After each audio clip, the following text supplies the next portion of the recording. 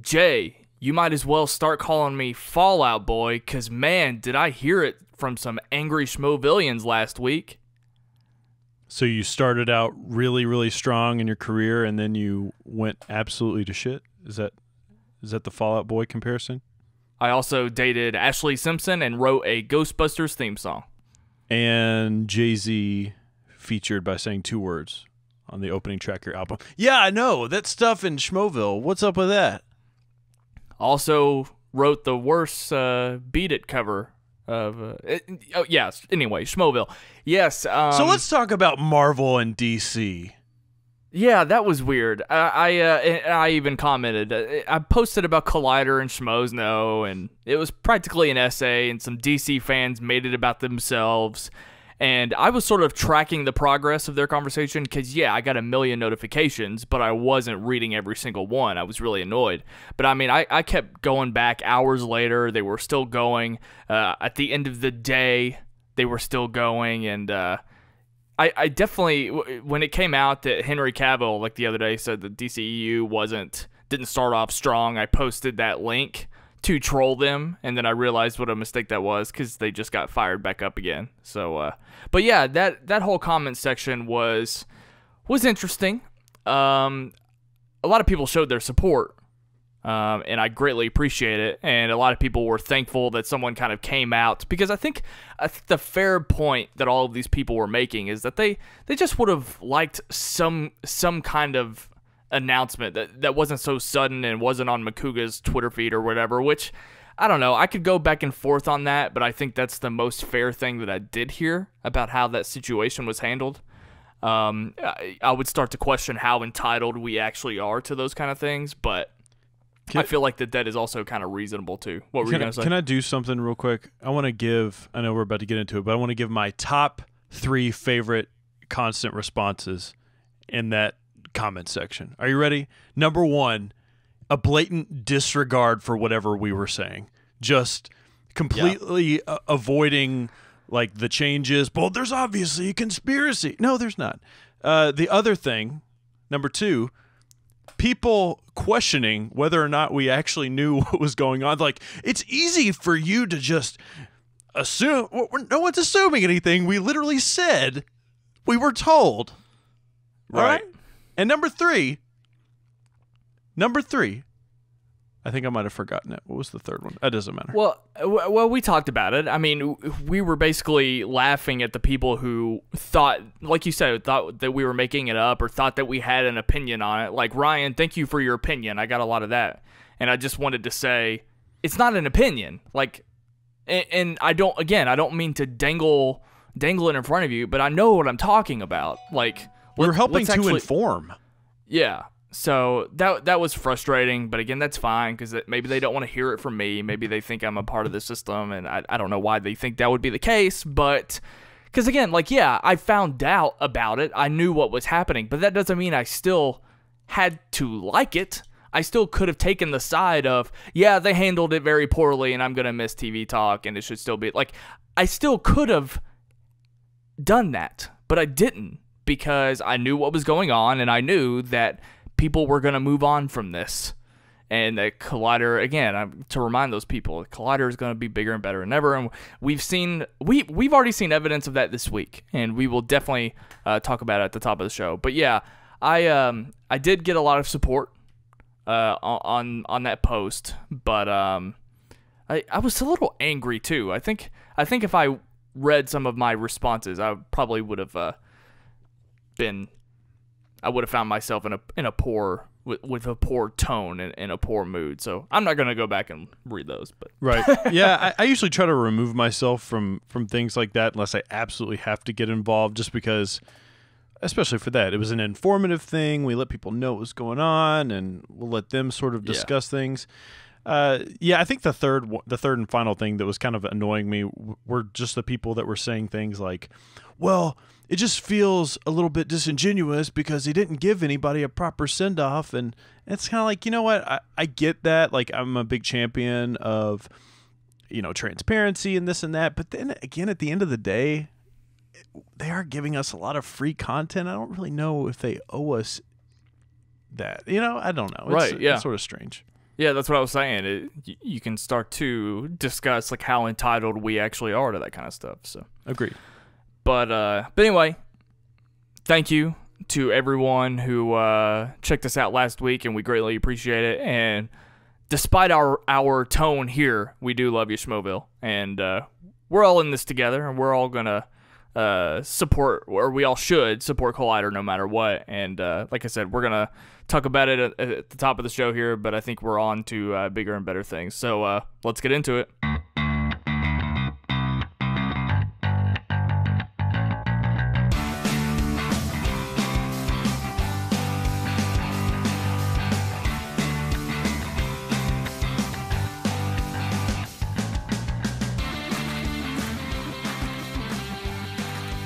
Welcome to episode 37 of After Schmoe. I am your host, Ryan Snelling. I am joined by... My name is Jaye Williams, J to the A to the Y to the E, and listen, there are some conspiracies going on. Something is rotten, because when I woke up on, what was it, I guess Saturday, to check the stats on the YouTube video for After Schmoe, we had 4,000 views. Now we only have 3,000. Where did 1,000 views go? What's up with that? Well, I have a confession to make.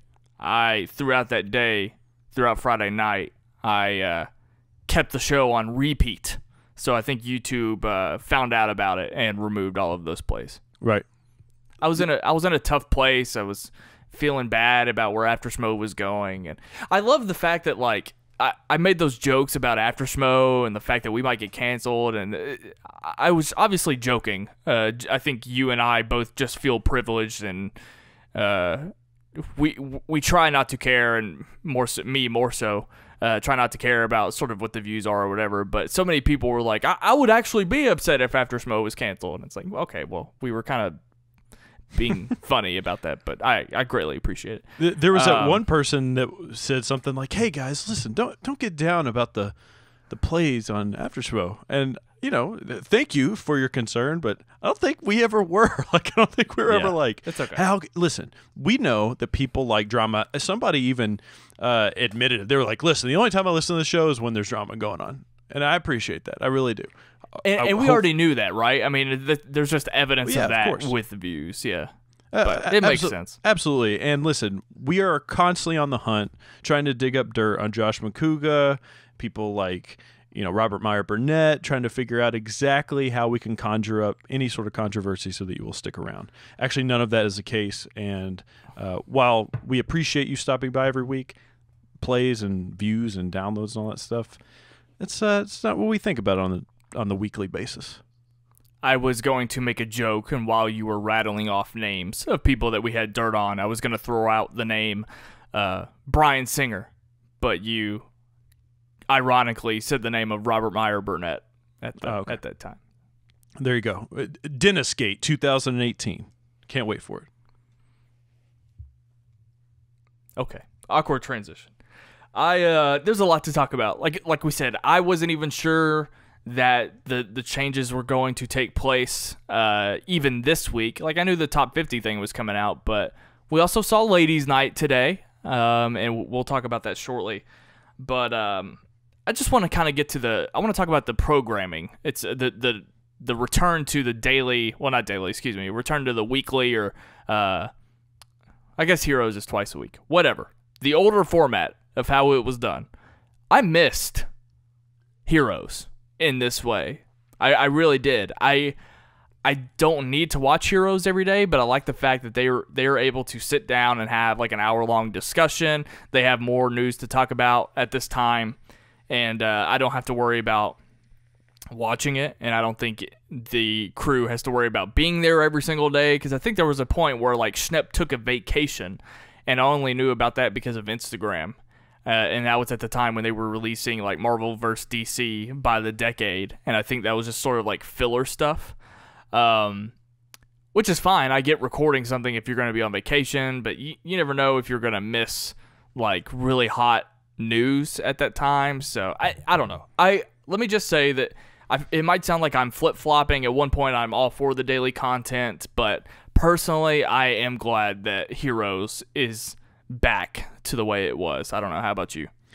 Yeah, I mean, I think at this point I'm sort of just taking it all in, and I'm really looking at some of this new programming from more of like a, not even a critical perspective, just an analytical perspective, so that we can break down on the show. The one thing that I haven't done is I haven't gone to Schmoeville. I haven't looked in the comments. I haven't even really looked at Twitter to see what the response by the fans for some of this stuff is, because I don't want the conversation to be skewed just to that. I want to be able to break down all the new stuff that's going on. We saw Ladies Night, and I think we're going to talk about it in just a second. You know, I also don't know how much of this stuff is like a one-off thing, if this is going to be something ongoing. I think it's sort of exciting. It's sort of like the way Amazon does pilot season, when they just throw out some things and sort of, you know, testing the waters here and there. But do you think that's the right approach, to sort of not pay attention to what people are saying about it right this second? When it comes to like Heroes specifically, I don't think it matters. Because, obviously, yeah. Obviously, the standard programming, yeah. Yeah, because ultimately, what they're doing, not to recycle the same conversation, but if they're just taking it back to the way it was, then people will get over it. I mean, that's how it was for a while, and people will just adjust back to how it was, with Heroes being only one day a week. Well, actually, you know, it's even better because it's twice a week. So there's a little bit of they'll get over it involved with that, but well, okay, let's just talk about Ladies Night while we're on this topic. So it's funny how they just dropped it today, and maybe they did announce it in somewhere, maybe on Twitter or whatever, but I did not see it. I did not anticipate that being up there today. I just think it's funny. Again, we're talking about the fact that they just drop it on us. There's no announcement, kind of following the same pattern of them canceling TV Talk the way that they did. I'm cool with it. I mean, sort of the reaction is just, you know, oh, I didn't know this was happening today, but it doesn't really affect me really, because I get to watch some content, and I thought that Ladies Night was particularly pretty interesting. That was just the first word that I came up with, because, you know, I didn't know what it was going to be when it was described to me, really. Actually, from what I remember, when Christian told me about this, I'm 100% positive, maybe not 100%, I'm 90% positive Christian said it was actually going to be hosted by Alicia Malone. And I think that he misspoke, because I'm fairly positive that he said Malone to me, but we had Alicia Gaynor on.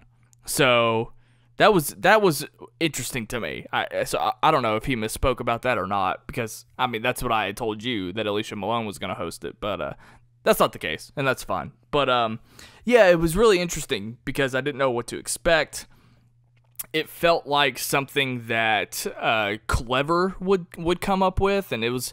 I think that this is definitely responsive to everything that's going on in their industry right now, and everything that's going on with Hollywood right now.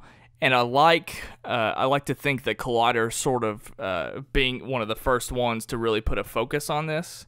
And so I really like that about it. And it also just leads to, I mean, how often do you get a conversation like this with a high-profile director or potentially an actor? Like, it's unique in that way as well, and we haven't seen anything like it from Collider. Yeah, it's actually kind of interesting. I'm thinking about it in sort of a bigger picture view. You know, I'm familiar with other complex, you know, visual content, video content, and this felt to me more like something that I would see in other spaces that Complex handles, more so than anything I've ever seen on Collider before. And the reasoning behind that is I was sort of trying to think about how they were going to sustain something like this, because Taika Waititi, obviously a very hot name right now. He's got Thor Ragnarok coming out. He's just a very topical guest to have. I've never seen them have somebody, with the exception of something like comic book shopping. I've never really seen them have guests like that, at least of that name and of that stature, as frequent. as they have with like a show like Comic Book Shopping, or even something like Sneaker Shopping, which has people in the rap and hip hop music space. They have sports athletes. They have athletes. They had Ric Flair on there. I mean, just a wide range of people to show up on that. And obviously, Complex has the name to sort of, and the shows to sort of grab at people like that. You look at Hot Ones, and they have a huge guest list. I mean, they had freaking Kevin Hart on there. So I'm very curious as to, are they going to start pulling that card more often? And we are going to see bigger guests come on these shows, because I don't know how sustainable or how interesting. I'd love to see Christian show up on Ladies Night, or Makuga show up on Ladies Night, but it's just like, or whoever else. It could be anybody. But I'm just curious as to whether or not we might see some bigger profile, bigger name guests come on to Collider more often. I'm confused. What does Complex have to do with all this? Complex owns Sneaker Shopping. They don't own Sneaker Shopping. But, well, I mean, did you know that Complex owns Collider? Were you aware of that?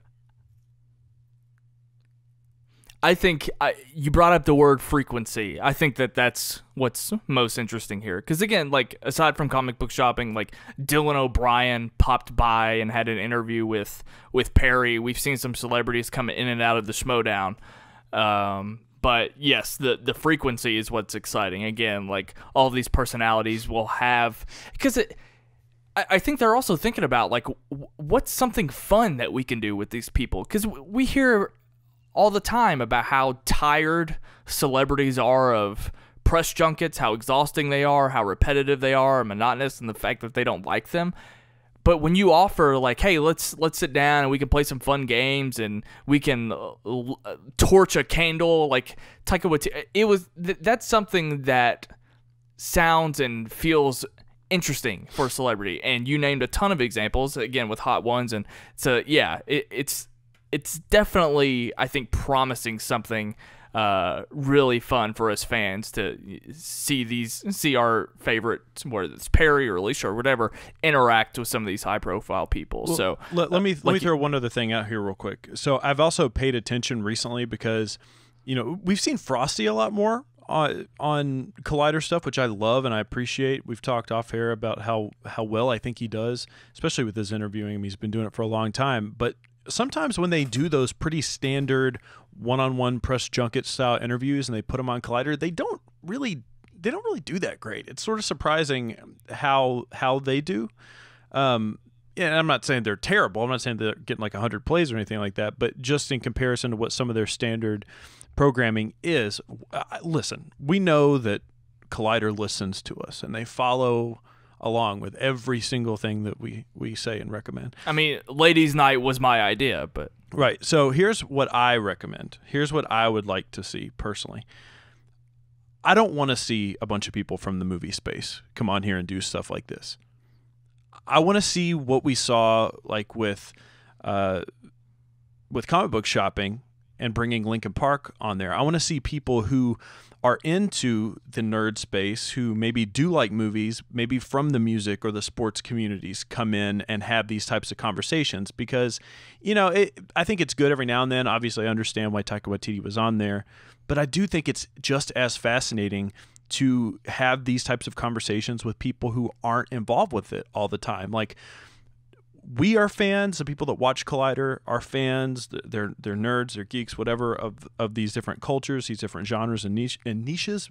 So let's share in that fandom with other people who are also fans. I'm not saying that people in the movie space aren't fans, but other people that might geek out about Star Wars like we do. I think that would be super interesting.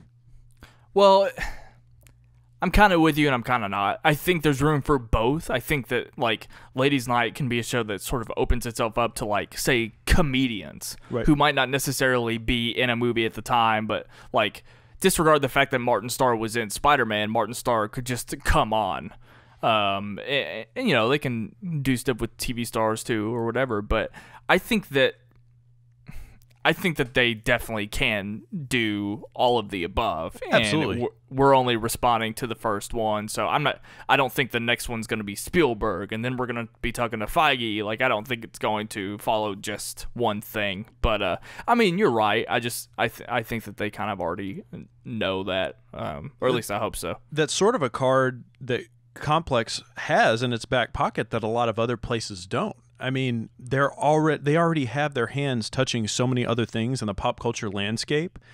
I just think, I mean, how many other Screen Junkies, for instance, just using their name, they're essentially just a movie thing, and obviously they have, a wider spanning media, whatever they are, not conglomerate, but production house that does other things.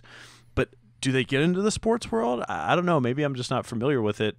I just don't know if they're as established as Complex already is to see somebody like a Mark Fernandez just pull that card and call up somebody like A$AP Rocky, who I've seen him have pictures with on his Instagram. Like, call up A$AP Rocky and have him come on and talk about Marvel films or whatever the case may be. I think, like, for me, the person that's the music guy and you're a big NBA guy, I mean, how awesome would it be to have, like, Alonzo Ball come on and talk about, you know what I'm saying? Like, I don't know, his favorite Christopher Nolan films. I don't know. For one, that'd be hilarious. Two, what you're speaking of specifically doesn't apply to Screen Junkies, but as far as, like, Screen Junkies is, in my opinion, as big as Complex in the way that, like, look, Screen Junkies got The Rock to marry Nick Mundy and his wife. Right. Like, They do interesting stuff like that all the time. Screen Junkies show does some set visits and things like that. Some things that Collider doesn't do as well. So I don't know. Maybe Christian and Fernandez are wincing at the fact that I said that they're as big as Complex. So maybe I don't. We're also talking about two different things. We're also talking about a conglomerate versus one YouTube channel. So I guess it just depends on what you're talking about. But I see what you're saying. I don't think Screen Junkies would ever have Lonzo Ball, and that's something that Collider could do, I guess. They need to do some sort of mashup with Hot Ones and the Schmoedown, where, like, every question you get wrong, you have to eat, like, a super, I don't know, spicy sauce or something like that. That would be fantastic. Man, well, we're just, if like, we throwing watched, out. Listen, if Collider needs to hire us and pay us full time to come up with these ideas, we're full of them. Just saying. But we've done that before. We've already read our resume on air. Well, if we watched Awesome-tacular, we might have already known that maybe they tried to do that with that whole. Yeah, but that was Buffalo Makuga wing coming up thing. with those ideas. So. That's true. We aren't Makuga. Okay, let's talk about something completely different than Ladies' Night. I want to talk about the top 50 superhero videos. So this week they released. Had these conversations before. We saw their honorable mentions video, which was about 12 minutes. I think they talked about 5 or 6 movies within that video. And at the time that we are recording this, the number 50 video has come out. So we haven't seen 49 if that drops. But this is an interesting conversation. We talked about it last week. You brought up the fact that this appears to be like a VH1 I Love the 80s type show. And it looked completely different than anything Collider has done before. And that's a very obvious statement. So when you look at these specific episodes, let me just say that when I watched the honorable mentions video, I sat down, watched that full 12 minutes, and my first reaction when it was over was, I could probably sit here and have watched the entire list of the 50 movies. I thought that it was fantastic, and I thought that they covered a lot of ground that I didn't even necessarily even think about, like going all the way over to Constantine and Darkman and things like that. Like, I guess I just got into my head that they're going to talk about, Captain America Civil War again for the millionth time. And yeah, like, Batman v Superman was on the list, but it was a whole lot more than that. And they also, this gives them an opportunity to be fair, might not be the right word, but anytime Batman v Superman might get brought up on Movie Talk, it might be because, like, they talk about the direction that DCEU is going. But they also, able to talk about more than just those simple, quick observations. You're able to sort of dissect what Martha meant. You're sort of able to have more of a conversation with that, and I didn't find it that repetitive. So I enjoyed that aspect of it. So when you compare that to number 50 coming out on its own, I didn't realize that this was going to be the case. I didn't know that they were going to do one movie per video. I speculated that they might do 10 at a time. So let's talk about this decision to do one movie per video, because I can go either way on this. It doesn't make or break it. I'm going to watch every single video, but I don't know. Let me just go to you. How do you feel about all this before I go too far forward? Yeah, I watched the first one that came out, and it was a nice little introduction to what this was going to be. I thought the way it was put together, the production, the editing, all of it was very, very well done. I love the graphics. I love the fact that they were throwing scenes from the movies into it for reference. All the personalities that were on it. It was just done very, very well. I was shocked by the fact that they just put that one video up for the number 50, and sort of thinking about it, if they were going to do this every weekday, it would take about 11 weeks to do, which is, that's a long time to actually have this sort of stretched out. And I guess they're just doing it on weekdays. I don't think they're going to do it on weekends, but I understand from a business sort of perspective why they would do this, and we sort of speculated about this off air, that maybe it's better for SEO to actually put out these specific videos. Maybe you stumble upon one because you're looking up Spider-Man information, and then you're like, oh shit, there's a whole series here that I can watch, and then you get wrapped up in it that way. You're also just covering more ground, casting a wider net, and also just for shareability factor. And that's one of the things that was cited when TV Talk was canceled, that Makuka and Grace were going to start focusing on shorter content, more shareable types of content. And from that aspect, I get it. We had a conversation with Luke, and he was sort of confused about it a little bit. And I think, listen, I get what people are saying. Yes, I would love to sit down for whatever it's going to be, 2 hours, an hour and a half, whatever, and just watch this whole thing from front to back. But I'm already an existing Collider audience member. I'm a fan. I watch things, and it's not always about us. It's not always about the people who already exist. They already serve us with so much content. Sometimes they are going to have to make decisions that are about bringing in new people that don't just cater to the existing fan base. That's sort of my thoughts with it. Yeah, I mean, that's a couple ways that we can address it. Is how does it affect a long-time viewer, and how does it affect everyone else on YouTube? Yeah, no matter what, we're still getting it. We're still going to be able to watch it, you know? Right, and you made that point. I mean, we're going to watch it regardless, so it's not so much about that.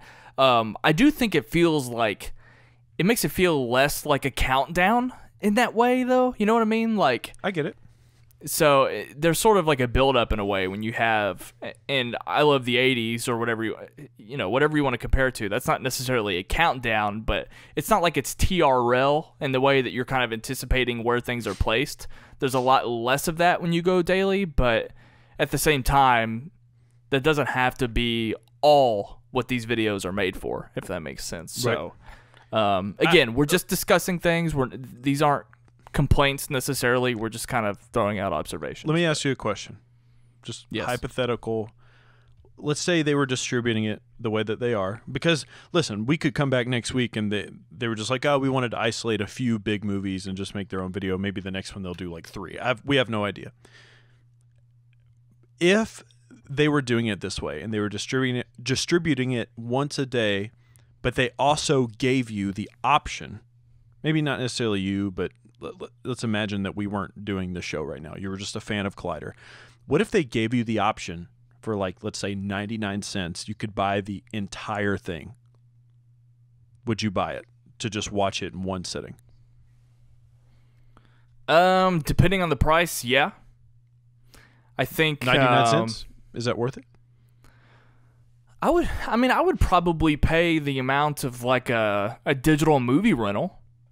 So like I just watched What We Do in the Shadows today, and I paid $2.99 for it. I think I would pay $2.99 to watch this. I mean, think about it. This Spider-Man video was like 7.5 minutes, and you do that 50 times. I mean, it's quite a bit of time, and it'd be a fun watch. Like I said, I would have, after that honorable mentions video, I would have sat there and watched the entire thing if they put it in front of me. So I don't think I would have a problem with that. I would watch it too. And here's the beautiful thing. Like, listen, first of all, if anybody's listening to this, because I'm sure there's somebody out there thinking this, this isn't a thing. It's legitimately hypothetical. I don't want to see in the comments, where do I buy this?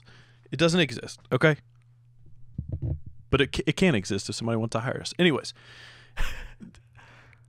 it wouldn't work. It wouldn't work if they were like, okay, we're finished. We did one movie a day for 11 weeks, and now you can buy the entire thing in its entirety. Yes, the entire thing in its entirety for 99 cents. This is a business model that represents, we're going to show you what it's like, and if you want to watch it for free, you can, and wait, or you can buy the entire thing right now. And I think I would buy it. I like it, especially because they've upped the production value. The graphics are fantastic. It's entertaining. Yeah, I think let's get on it. Let's get on it, guys. Make it available. I'll give you my 99 cents. I wonder if they will ever do that, though. Because, and I know it's not exactly the same model, but when you look at like what happened to Screen Junkies Plus, you know, I mean, maybe they're trying their damnedest to make sure that they're just sticking with YouTube content the way that it is. They don't need the revenue stream to do it. I legitimately, like, I would never expect, obviously I don't know the ins and outs of the company or anything like that, but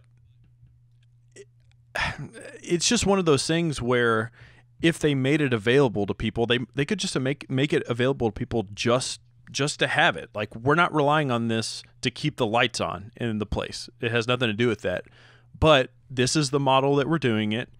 Thank you to you fans that already exist. If you want it, you can get it, you can get it here for a super, super low fee.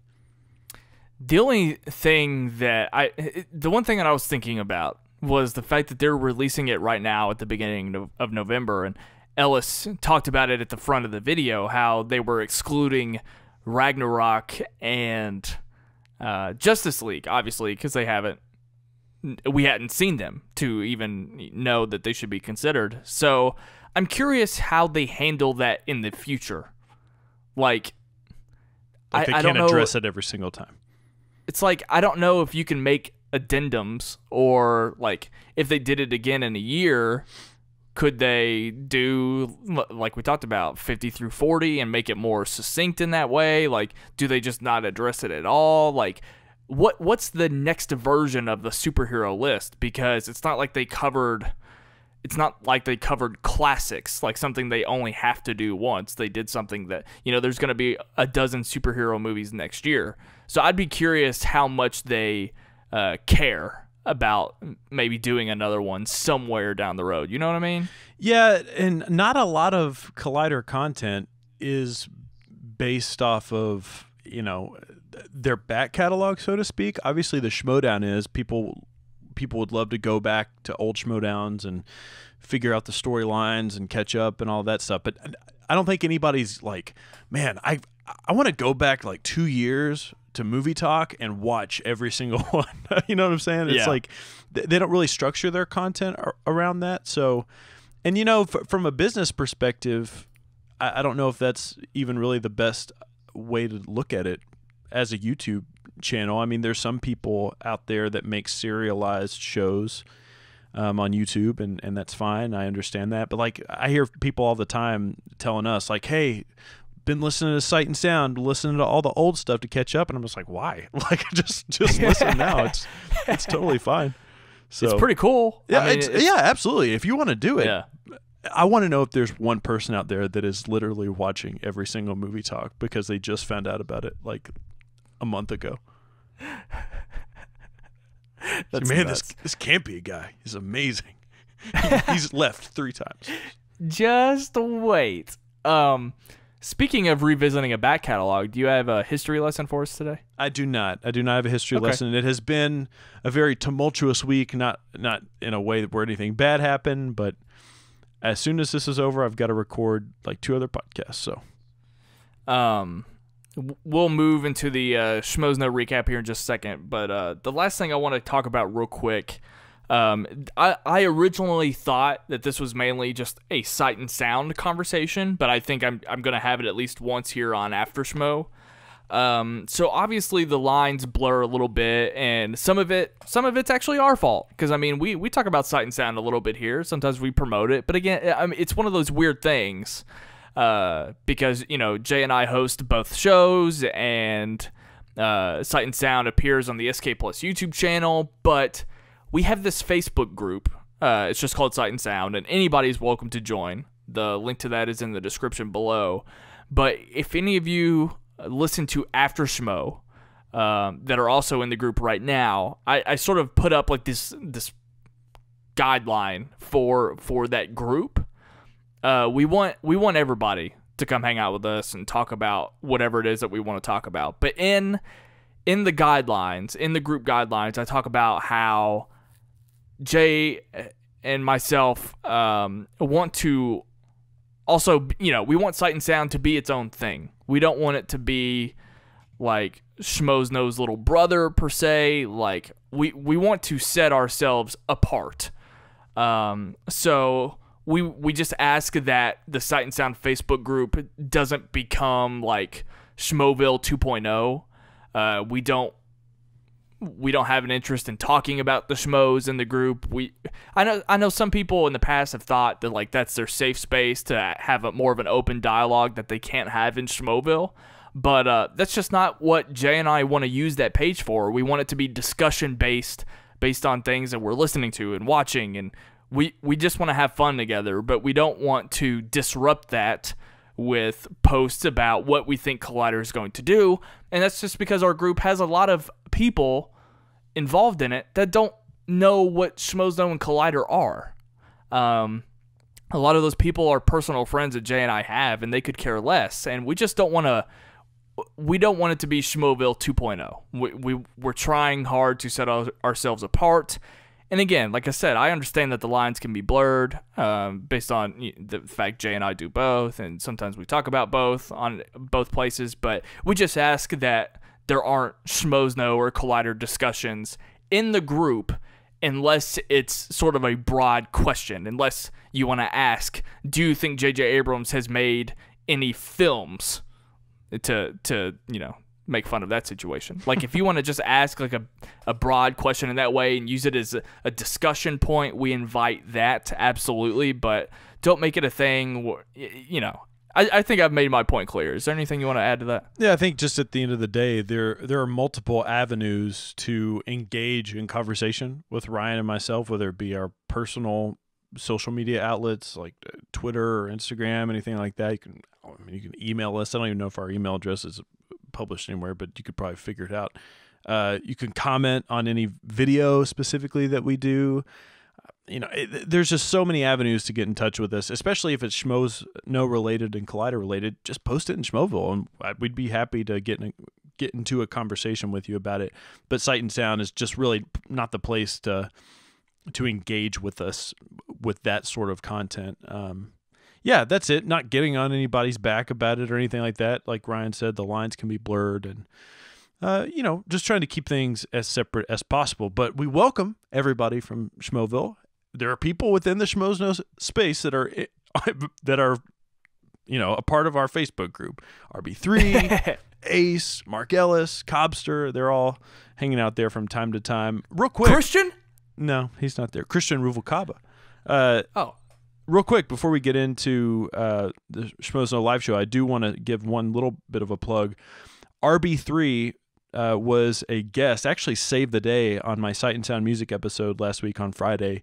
We talked for like an entire hour about rap and hip-hop music and just music in general. It was a really, really good conversation, and I really appreciate him coming on. So if anybody's interested in checking that out, finding a little bit more out about just my music show or just what RB3 thinks about music, you can go check that out. like Ryan said, there's a link in the description box of this podcast.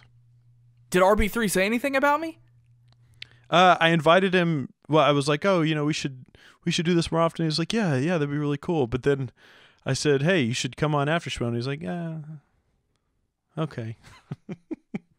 He was very reluctant. So Schmoes Know Show, number 307 here. We had Mark Ellis, we had T, we had Ken and RB3 at the main table at the start here. Makuga was on the couch. Something that I didn't even consider, and shame on me, I didn't realize that Makuga, the first time I saw Makuga again would be on the Schmoes Know Show. Because I don't know if he's done a lot of the TV reviews. I haven't seen them because I don't watch Star Trek. Well, I don't think he's on the Star Trek ones.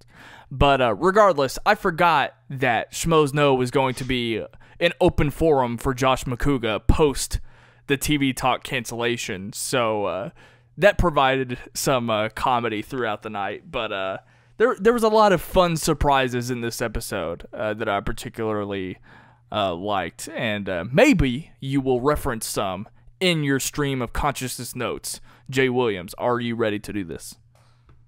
These are your Schmoes Know stream of consciousness notes, brought to you by SightSoundPod.com. What a nice table. Really love the fact that Cobster's short film crew was made up of so many Schmoes people. Baseball is still lame. Sorry, not sorry. Quote, hell is other people. Couldn't agree more. Cauliflower is delicious, but it smells awful. What's this awful Mountain Dew talk? LaCroix or bust? Tea is on fire tonight. Mark thinks he saw Hayden Christensen, but it was really Chris Hartwell visiting from Houston. Is Donald Glover a fucking singer? Jesus Christ, Makuga. Beyonce duet with Elton John? Are you serious? Brett is back. Someone get Makuga a lozenge. Did Ace and Makuga just interact for the first time ever? I would love a show with Ace and Makuga. Oh, okay, Christian is still there. And that is your Schmoes Know stream of conscious notes brought to you by SightSoundPod.com. What combination of people in that studio would we not accept a show from? I'll tell you what, I don't want a show from anybody that doesn't know that Donald fucking Glover is a fantastic singer. I legitimately, listen, I love Josh Makuga. Everybody knows that we don't like him collectively, but how dare he? Yeah.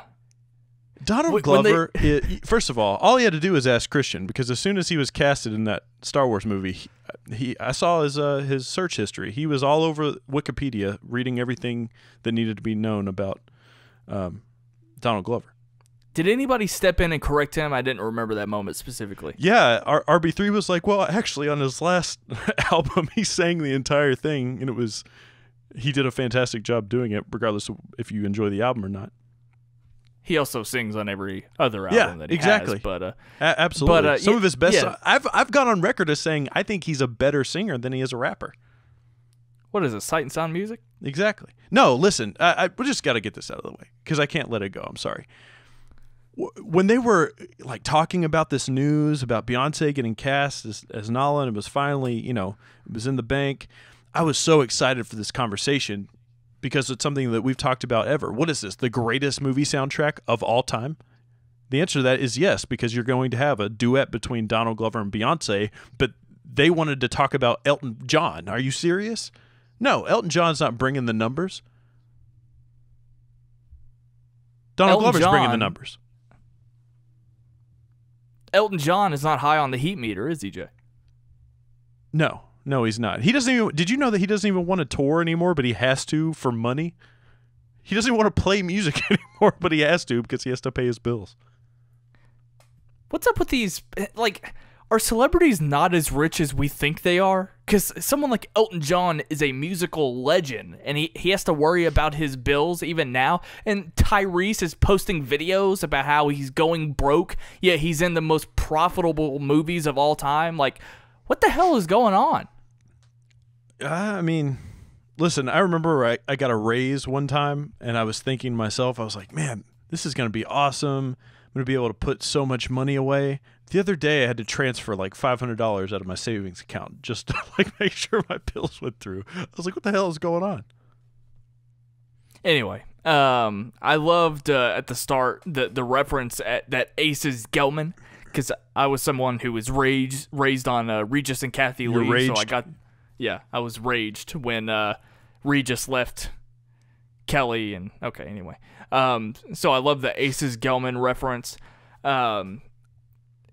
There are multiple reasons to give Cobster a shout out on this episode, and we will talk about more later on. But the first one at the top here, I'm very appreciative that Cobster was able to be there and produce the show while having 2 root canals done that day. So props to him. He probably wasn't feeling his best, but what a trooper. I wish that Beardo took the opportunity to play a little game, though, and mess with him. Because if he was on a ton of painkillers, Beardo should have just, like, kept well, maybe not slapping his mouth because he had procedure, but punching him or doing something because Cobster was numb at the time. I think that would have been funny. Beardo should have taken advantage of that. I wrote the note down, Ken needs cream. Oh, that's right. He was talking about going to the doctor's office as well. He said that Cobster, he was surprised that Cobster showed up to work when he had just called out an entire day to go pick up some cream. And I know it was supposed to be funny, but the more I said on that, the more weirded out I was by that comment. Yeah, I want to know what type of cream it was. Was it like a... Do you? Yeah, I do. I mean... I don't know that I do. I know there's like that testosterone cream where it ups your T levels.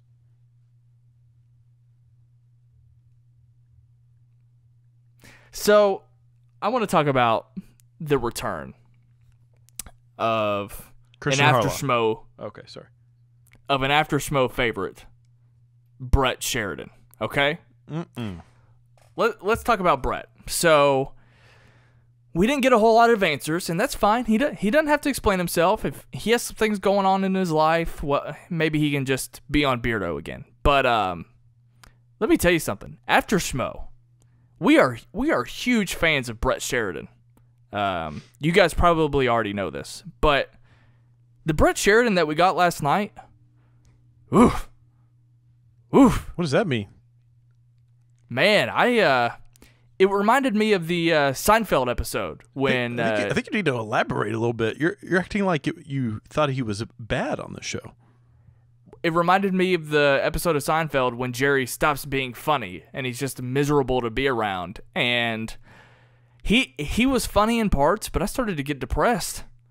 It was like that episode of Friends when Joey bums out the happiest dog in the world and you can't revive that dog again. And that's what I felt like.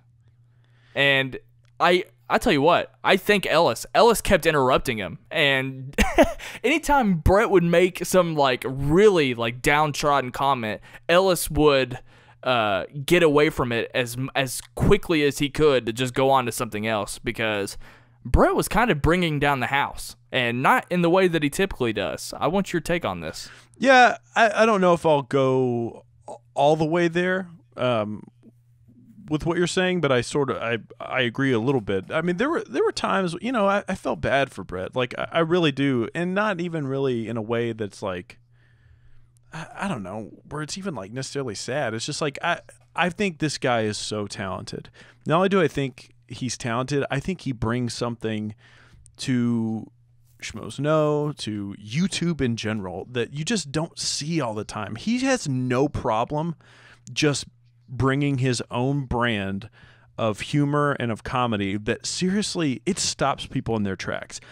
There were times where I was laughing my ass off, and I listened to this week's episode, and I was listening, and people in the room didn't know how to react. I'm not even talking about the stuff. I'm not even talking about the stuff that was like, bringing people down or whatever. We'll talk about that in a second. But for instance, T was very, very like quick last night. She was fantastic on the show. She was quick. She was a fireball.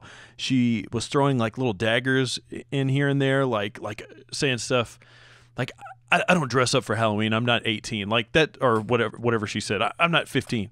That's hilarious. That's a hilarious take, and I appreciate that. But when Brett came on, he almost like threw it right back at her. It was like, actually, I did dress up with my kids. Oh wait, you know what? I'm not 15. It was kind of just like this really nice comedic sort of dig back. Like, everybody thinks they're cool, but I'm a fucking dad, and I can still have fun and stuff. It was just like this very deep-rooted humor and comedy that I appreciated. But he would go off on these diatribes and even get kind of meta with some of the things that he was saying about like the YouTube movie review space and stuff like that. Like, oh, sorry, I don't review every single thing. Some people don't have time to get out to the movie theaters. And it's just like such a subtle commentary on the entire fandom. And maybe I'm like giving him too much credit by how brilliant his comedy is. But I just thought, you don't hear stuff like that. And it sort of like shocks people. It's kind of like, what are we talking about? But then that shock turned into like just a different emotion, because then he started talking about like, well, I don't have any money and my rent just went up. And it's just like, oh, yeah. Okay. That's where it was sort of like kind of awkward. What you were saying about the commentary, you're absolutely right, because there was actually one thing that he said something the minute that I was literally thinking it, which was when Christian shows up and you just hear Brett yell in the background, I thought he was supposed to be home taking care of his kid. Right. I wrote it in my notes, like, why is Christian there? He's got a kid. Yeah. So getting that kind of commentary is fantastic, and that is 100% what he's best at. And I don't think you're giving him too much credit. I think that's what he's always done.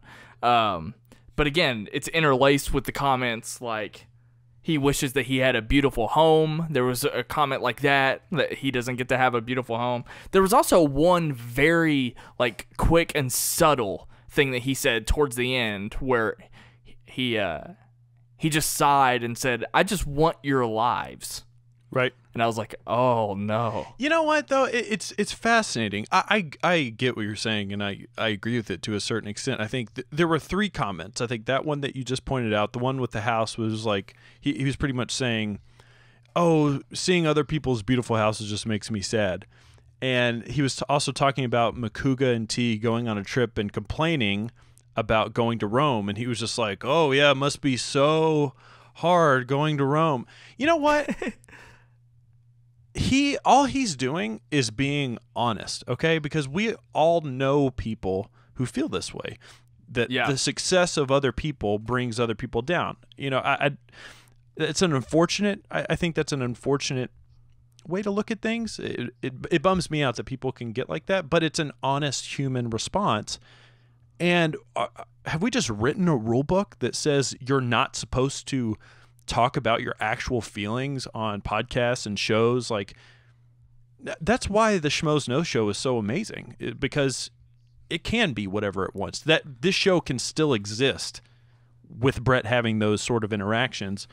And I think it's refreshing. Obviously, I don't want him to feel sad, but it is sort of refreshing to know. And I'm not saying other people are being fake. It's just, this is a guy who, he is what he is. He's very honest. He wears his heart on his sleeve, for better or for worse. He can be funny. There's comedy in the tragedy of Brett Sheridan's, interpretation of things. It's, I don't know. I'm looking at it. It's maybe through more positive glasses, I guess. Well, it's sort of like a millennial commentary in a way. That's at least how I take it. And I don't know how old he is. He's right. Like, stop complaining. You went on a fucking trip. And she talked about how she was going to go back to Europe. Like, she's able, she has the means to go back. And I think, like, And I think Ellis is somebody who gets that as well. Like, I think Ellis was trying to veer away from the depression of it all, but Ellis is someone who knows how lucky he is to be in this space and do what he does. And I think that it could have been a lot more open and a lot more interesting. Like, if Ellis wasn't doing that, if he was actually responding to what Brett was doing, if this turned into, like, if there was a segment that turned into the Beardo Show where they actually talked to Brett a little bit more about this, that would have been really fascinating. What I'm not doing here is discouraging Brett from being on the show. Because on the flip side, he said that he didn't even know if this was going to be his last show. He doesn't know when he's going to be back. It was sort of just completely up in the air, and we didn't get any answers to that.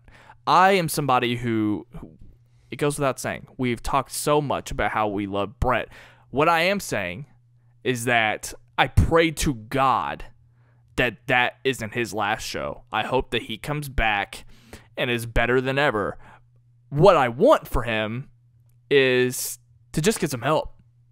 So, again, I don't know how serious it is. I don't know how much of it was just kind of self-deprecating humor. I'm reading into it that he's in a really tough spot, and I hope that last night's episode was sort of escapism for him, but it kind of felt like, again, he was reminded of so many things that were wrong while he was there, because he kind of kept continuing to get upset, at least my take of it. So I'm just trying to encourage him to get some help, and I hope that he figures it out, because I want Brett, and I love Brett very much, and I hope that Mama Sheridan is listening to this, and she is calling him right now, because we love your son. But yeah, overall, though, I was really, really thrilled to see that he was back. So he 100% looks like an 1800s gold prospector. I totally agree with that. That's fantastic. Brett, we love you here on After Schmoe. I didn't get, they inserted this clip. I didn't get what the fuck we were watching when it came to that Halloween Horror Nights. And I guess what I'm specifically talking about is what they were actually watching. So I didn't understand the half of it. It was like they were watching a bunch of, like, produced things that looked scary, but it turned into some, like, reality show or whatever. I didn't get what the hell we were doing watching that clip. Other than seeing some people get scared. I don't know. What was that? I have no idea, because I just listened to the entire thing.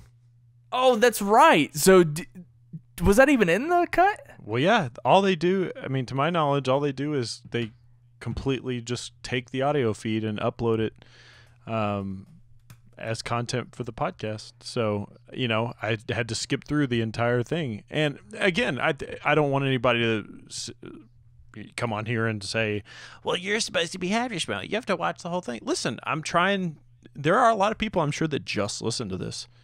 I don't think anybody would say that. I'm sure, trust me, there's somebody that's out there right now like, Wait, you just skipped it? Yeah, I like to listen to things and view things from different perspectives, how the audience could. So I was also working my day job today, and I couldn't watch YouTube. I hesitated to even bring this up, because I was like, well, how much of a discussion can we have on this? But it actually led to an accidental discussion, which was, not only did I not get it watching it on video, but you had to be completely lost. So let me just set it up for you. We had 4 people sitting in a room, and they were watching a television.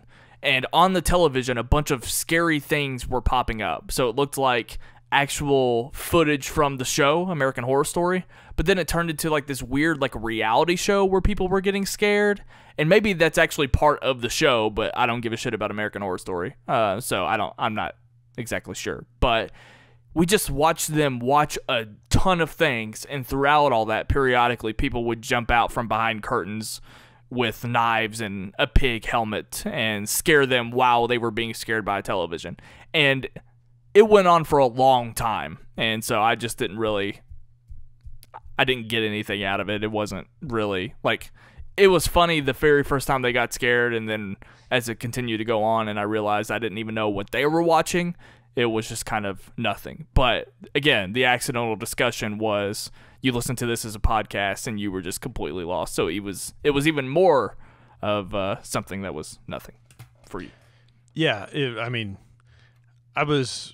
I thought maybe I should turn the video on, but then I just thought to myself, I was like, no, I'm just going to let this play out, and it just ended up being sounds. So I just fast forwarded. Director Joe Lynch, he directed a movie called Mayhem starring Steven Yeun. Is that how they did it? Sure. Yeun? Okay. Glenn from The Walking Dead. So,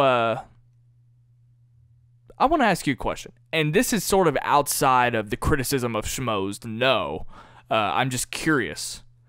What do you prefer? Do you prefer to hear a director or a filmmaker talk about a film that they've made prior to you having seen it or after you've seen it? Because none of us have seen Mayhem yet, but we're hearing him talk a lot about something that I didn't even know was coming out. Like, I don't know what it looks like. I haven't been anticipating this film. I love that they are giving this director a platform to promote a smaller movie in this way. So I'm not diving deep into that. I'm just wondering, what does Jay prefer? What do you get out of conversations like this? I think it definitely depends on whatever it is that you're coming on to promote. Obviously, if it's something like, let's say, a documentary or even something that just has like an interesting story that people are going to just be excited by the premise of, then yeah, go ahead and talk about it. But I don't want to hear you talk about it for 30 minutes. First of all, I just want to know more about the individual. You know, I don't want the interview to be turned into something just selling a movie. I think late night talk shows do a good job of this. They sort of showcase the character. Then in the last little bit of the interview, they sort of switch back to talking about the experiences of putting something like this movie or this TV show or whatever it is. They talk about the experience of putting that together. So by that moment, you are invested in the individual on the show, and then you are interested in what they already have to say and what they already have to pitch you. And then if that's interesting, then maybe you'll proceed on. You know me, man. I'm a conversation guy, and I love a good conversation. And this one wasn't too bad. I like the fact that he comes from a podcasting background and whatnot. And yeah, I didn't mind it too much. I've heard some that I wasn't as into before, though. Right. And this certainly isn't the first time that they've done this, but I don't think we've ever had that kind of conversation before. I don't think he needed any help being interesting, by the way. Like, I thought it was a good conversation because he did have that. Did I have a stroke there? I thought that it was a good conversation because he did have a podcasting background. So he knows how it's done. He knows how to make sure that the show is interesting. So Ellis didn't really have to set him up for that much, and he actually drove a lot of the conversation as well. He was very talkative. He was very into what he was talking about, so I really did actually value him as a guest in general, and I think that he could be a guest no matter what. Like, whether he had a movie to promote or not, he could still come on as a podcast host and probably still be just as interesting and entertaining. I think if it's a movie that maybe just this one in particular, it's hard for me to get excited about it because I don't know, like, it doesn't have the same effect as like a director's commentary in a way that, like, you're watching a commentary after the fact. Now that you've seen the movie, you have context. Now you want to know what it's like to having made the film. This one in particular, like, I felt there were times that kind of reached beyond just a plug for the movie, like, hey, check this out. So I'm completely speaking to preference. I'm not saying that they shouldn't plug their movie because obviously that's the main reason why he's there, but I just thought it was kind of worth mentioning and bringing up. No, it was a good conversation. It was a good segment of the podcast. Yes, sometimes when people come on, they're sort of thrown into it. We've talked about before the curse of the fourth chair, how many people there are, all the stuff going on, and I am curious as to whether or not those pre-production meetings are like, whether it's like, hey, you know, just give Mark and the guest space to talk and just be conscious of when you're coming in, when you're not coming in, don't divert the conversations. Like, I'm curious how natural those sort of conversations are with all those people being in the room. Obviously, you and I have never really had experience doing anything like that. We've had pretty small numbers of people podcasting. I'm sure it can be challenging sometimes, especially, you know, if you're somebody like Makuga trying to find out when the best time to place a carefully executed joke is going to be a pun. It didn't sound like you were done. That's weird. Oh, sorry. I'll tell you what's lame, and I would love to get Ellis's take on this. I am so over the type of humor of not knowing what sports are. Yeah. Do you get what I'm talking about? Yeah, there's certain things that I just like. Oh, is it the baseball game? When are they going to score a touchdown? It's like, okay. That is, I think, lowest common denominator humor for when it comes to geeks and nerds. And maybe I'm being unfair because I know about sports. I grew up playing sports, and I get that there are people that are out there that are interested in that. That's not what I'm commenting. I would love to hear Ellis's take as a stand-up comedian, how he feels about that cheap cliche humor, because it is so played. I remember the first time I heard the word sports ball, I thought it was hilarious because I thought that one person made it up. And then I realized that every single person on earth has that joke in their arsenal. And so, maybe it's unfair because I know more about sports and there are some people that don't and they relate to that. But as someone who appreciates comedy, what I'm saying is I cringe every time I hear it. I absolutely cringe. Yeah, I think at the end of the day, now I'm having the stroke. I think at the end of the day, I just don't like sports. I think that's fine. Just removes the topic from the conversation. Yeah. So I placed a bet with myself. I know that's not how bets work. You can ask Christian when it comes to Conor McGregor. But I wrote down in my notes before it actually happened because I knew that they were going to talk about the shape, so I knew that Grace was going to come out. I wrote down in my notes before it happened how much you want to bet Grace and Ken act like they don't date. It's because they don't. It's all constructed by Christian Harlow. And of course, they acted like they don't date. But they're going to go home and they're going to post to their Insta story. Anyway, that's really stupid. They during that last break, by the way, they played an awful clip of After Schmoe. I thought it was terrible. They're usually pretty good. It was sort of topical, but it wasn't the greatest thing. So anyway, they reacted before they got to the shape and before they got to Ragnarok, I believe. The Star Wars trailer interrupted them, and they did a live reaction. Which is just for them, and that's fine. I totally get it. I don't have a problem with that. It did lead to a great moment between Copster and Ellis, where Ellis is a great trailer reactor. He wears his expressions on his face. He shouts things out like "Luke is in the Falcon," and disrupts Copster's method of not watching trailers. I found that moment to be hilarious, hearing Copster yell in the background. It also led to an interesting discussion from Grace. Grace sort of compared trailers to desserts and how she likes to know if she's going to have a cake or a brownie or whatever. And somehow it all made sense. Yeah, you know? this is where I appreciate Ken in these types of conversations. This is a guy who doesn't go and see as many movies as other people in Collider, and he also is a massive, massive fan of Star Wars, and he does want to be surprised by things, but he's come to terms with the fact that he does a job, and sometimes you have to make concessions in order to do that job, even if it does sort of spite his fandom to a certain extent. I need this to stop. I need this whole thing of our trailer is showing too much. It's got to stop, okay? It has to end. You mean by the trailer companies or the people reacting that way? The people having these discussions. I'm sorry. I'm usually not this guy on this show, but I'm going to be a little bit negative here. It's getting old, and I think it's separating people. Like, you're just assuming every single person on the face of the earth is paid to cover all of this shit. It's just not the case. There are people out there that don't have any idea.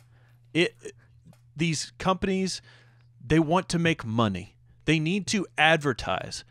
If you are in the movie space and you have an issue with trailers, then don't fucking watch them. It's that simple. Like, I'm over it. I'm just so over it. It takes up time from Brett Sheridan to make his funny jokes, and I don't want to hear the 3,000th discussion about whether or not Star Wars is showing too much stuff. Ken has told the story of the guy at 7-Eleven that didn't know about Star Wars for the 3 millionth time. It's a great story, and it's a great point. Just let it go. It's fine. Hey, I don't think you're being reckless here. I actually really like what you're saying. I am somebody who posted a mean-spirited trailer reaction when they showed Doomsday in the Batman v Superman trailer. I was very passionate about that. But there are obviously certain things that, companies, and I think, yes, to exactly what you're saying, that is something that as a community we can have a response to. They did a bad job at putting this trailer together because it legitimately showed too much. But when it comes to the fact of we have too many trailers, a few months ago we were talking about how we only had one trailer for Star Wars, and now people are complaining that there's too many, maybe, potentially. It's just like, relax. Yeah. No, I'm with you. I totally agree. And, I didn't even think that I was going to watch another Star Wars trailer, but I ended up doing it. Because it popped up in my subscriptions just like everything else. And at the end of the trailer, I thought to myself, I wish I didn't watch it necessarily. But I wasn't angry. Yeah. Because, I don't know. I'm trying so hard to just quit caring so much about that kind of stuff. So. Well, I do the same thing with music. When bands put out too many singles leading up to the album, I will make a conscious decision and say, I'm not going to listen to this right now. It comes out. The album comes out in a couple of weeks. I'm just not going to listen to it. And that's my decision to make. I can be critical from time to time, and I'll say, I think maybe they shouldn't put out too many singles, but I also understand that there are people out there that love listening to those singles, just like there's a lot of movie fans out there that probably don't give a shit that there's a million trailers. They want to watch every single one. It doesn't have to cater just specifically to you. You know who didn't release any trailers for his short film, The Shape? You talking about Costa? Christian. Okay. Christian Ruvalcaba. Produced by Bob Finstock? That's my joke. Did you take that from me? Did I say that in our group chat? You did. I said I wish that Copster's short film was produced by Finstock. I think you said it's just directly to me. Oh, okay. I do wish that was the case. I want to talk about The Shape. For one, I thought it was awesome hearing about the behind-the-scenes stuff. I didn't know we were going to get to hear all that from Copster and the gang. So I thought it was really interesting that he came up with this idea last year, and he sat on it for that long. He thought it was originally going to go out last year, but it didn't. I thought it was fascinating that Grace completely lied to our faces that she was approached about 9 months ago. Silly Grace, you've only been working at Collider 3 months. But I loved hearing all the behind-the-scenes stuff. That was really, really fun. I really enjoyed the short film. I thought that they did a great job, and I've seen some of their amateur hour stuff before, and they took a hiatus for a little while, and I didn't know if that was intentional or not. But I was just surprised and really happy for them, because I think that a lot of people are really digging it, and it looked really super pro. I talked to Copster a little bit about it, and he told me about the camera that he used, and I just thought it was great, and I think Grace knocked it out of the park. I really do. I know she was on, I can't think of what show that was that she was on a year or two ago. It was like on NBC or something. So I've never seen her act, but except for that Blue Apron Awesome-tacular clip or whatever Jeremy made. But I thought Grace did a great job, and I hope that this team sticks together. I tweeted out, I think that Copster found his muse in Grace, and he's very lucky to have such a talented actor working with him over at Collider. But not just those two. RB3 did a great job. I know that Beardo, they did some Foley and recorded some sound and some music with RB3, and Cody, and I'm just really impressed. And I hate to say it that way, because saying I'm really impressed, it makes it sound like I didn't think these people could come up with this. I don't mean it in that sense, But I just thought that they did a really good job. And I didn't get, I've never seen Halloween. So I didn't get the connection. I mean, I obviously knew that Michael Myers was in the movie, and I got that. But I didn't realize that they were doing what they were doing. So I know that there were probably a ton of horror fans, like our friend Luke Jaggers, who really appreciated that take on it. But anyway, that didn't really speak to me as much, not being a horror fan. But regardless, it was still pretty fun to watch. So, yeah, what was your reaction to all this? Yeah, I thought it was fantastic. I thought they did a really, really good job. Everybody involved. Sort of got to talk to RB3 off air of my music podcast about just him putting the music together and everything for it. So that's really cool. But the only thing I have to say to these guys, especially Copster and Cody, who have this this sort of side hustle they've got going on, is don't stop. And I know that's an easy thing to say, but listen, I've never put together a short film or anything like that, but just from one creative person to another, constantly planning and constantly having something to look forward to in the future is what keeps me going and what keeps me motivating all the time. I mean, I love thinking about what 2018 could potentially look like for Sight and Sound and After Schmoe and everything, but just don't stop. Just keep making stuff however long it takes.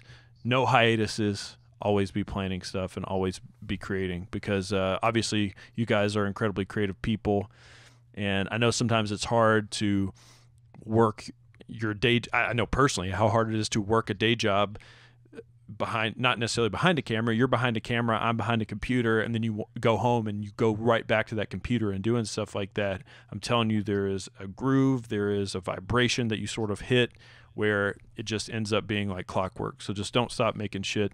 You guys are obviously fantastic at it. And the next 3, 5, 10 that you do are just going to keep getting better and better and better. I remember the first time I interviewed Ellis on Film Beef. This was early on, taking in all this content. I remember asking him, because at the time I just sort of assumed that, to take the term quite literally, I thought that the people that were in this YouTube space were sort of the film school rejects. I thought that these were people who wanted to make it in Hollywood and at that time necessarily couldn't figure it out, so they were using this platform to eventually do something like that. And I think we're seeing it now with with what Stuckman is doing. Like, Stuckman just made his first short, or as far as I know, his first real legit short film.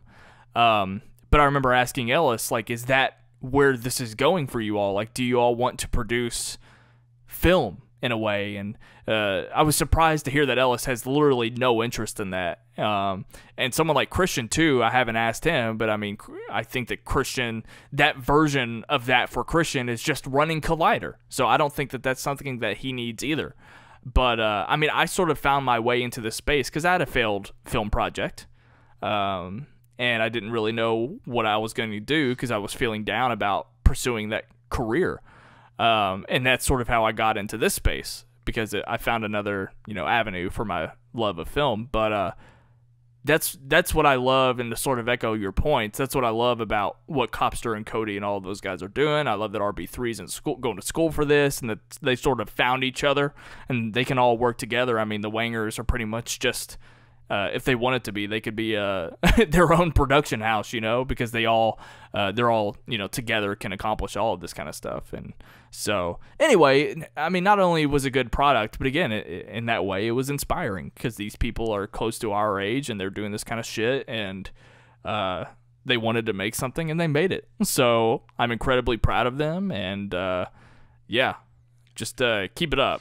Because I really enjoyed watching this thing. I thought you all did a great job. And that's to everybody out there that's listening to this. Man, I know so many creative people, really creative people, that just, for whatever reason, they stand in their own way and they aren't doing shit, and they need to be doing shit.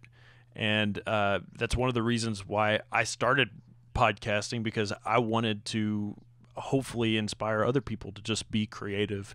And it's awesome to see that. It is awesome to see that from the people that we watch at Collider, just to have these little side gigs and side hustles. And there's other people that do it.